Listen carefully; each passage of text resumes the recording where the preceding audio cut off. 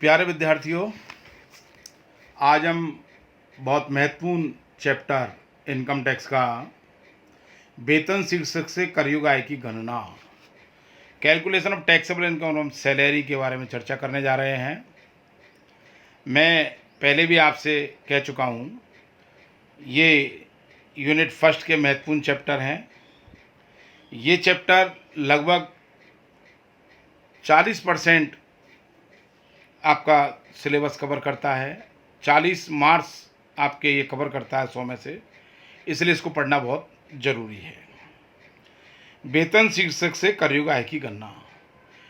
इसमें क्या होता है, एक कर्मचारी को, चाहे वो सरकारी हो, चाहे अर्ध सरकारी हो, चाहे गैर सरकारी हो, अपने नियोक्ता से गत वर्ष में जो भी कुछ प्राप्त होता है, चाहे वो नगद मिले, चाहे वो सुविधाओं के रूप में मिले, चाहे वो एक मुश्त राशि के रूप में मिले, सबका टोटल लगाया जाता है करयोग राशियों का, और उस योग को हम ग्रॉस इनकम कहते हैं। उसमें से कुछ एडमिजिबल डिडक्शन हैं इनके, जो वेतन से ही संबंध रखते हैं। 3 कटौतियां हैं, उनको घटा देते हैं तो वो टैक्सेबल इनकम फ्रॉम सैलरी आ जाती है।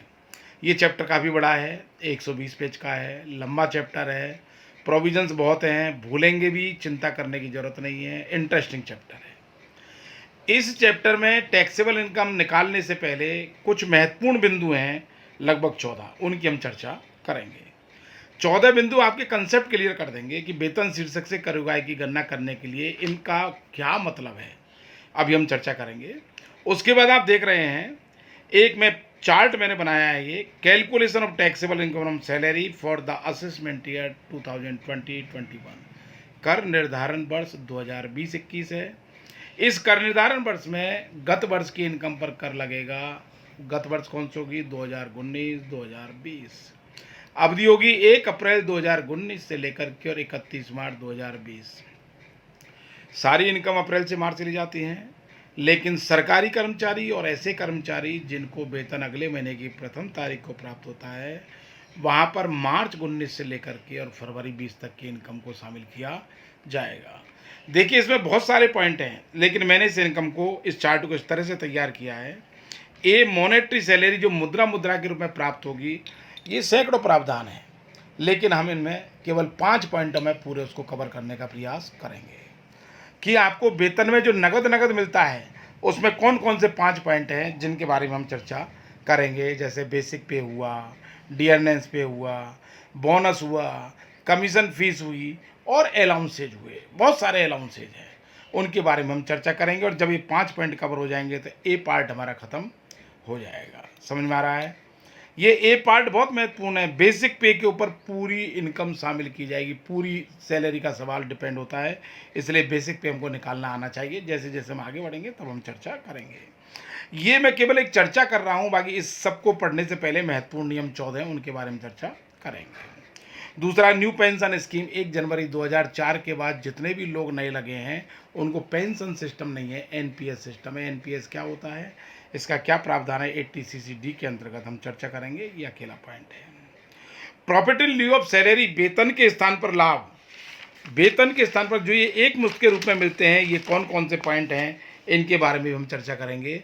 जैसे अपना इनकैशमेंट ऑफ लीव, छुट्टियों का पैसा, ग्रेच्युटी उपदान के रूप में, पेंशन हो गया, कम्यूटेशन हो गया, प्रोविडेंट फंड हो गया, वॉलेंट्री रिटायरमेंट बेनिफिट हो गए।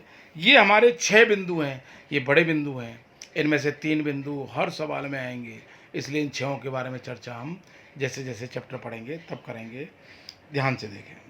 और वैल्यू ऑफ परक्विजिट्स, अनुलाभ, ये अनुलाभ जब तनख्वाह नगद ना मिल करके वस्तु या सुविधाओं के रूप में प्राप्त होती है, वो अनुलाभ कहलाती है।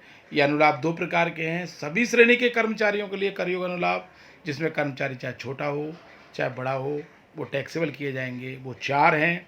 और केवल विशिष्ट कर्मचारियों के लिए करयोग अनुलाभ, वो भी 4 हैं। कुल मिलाकर के हम 8 अनुलाभों की चर्चा करेंगे। सभी श्रेणी में चपरासी से लेकर के आईएएस तक जितने कर्मचारी हैं सब शामिल किए जाते हैं। जैसे रेंट फ्री एकोमोडेशन, फ्री में मकान की सुविधा, दायित्वों का भुगतान कर्मचारी के हैं, नंबर फ्रिंज बेनिफिट, जितने भी आपको आनुषांगिक लाभ हैं, इनकी हमको गणना करनी पड़ेगी, वैल्यूएशन करना पड़ेगा। मकान दिया गया, मकान फर्निश हो सकता है, अनफर्निश हो सकता है। आज की तारीख में उसकी वैल्यू क्या है, उसके बारे में हम चर्चा करेंगे। ऐसे ही विशिष्ट कर्मचारियों के लिए, वो साधारण कर्मचारी के लिए कर मुक्त माने जाएंगे, जैसे बच्चों की शिक्षा की सुविधा, गैस, बिजली, पानी की सुविधा, माली, फराज, चौकीदार की सुविधा।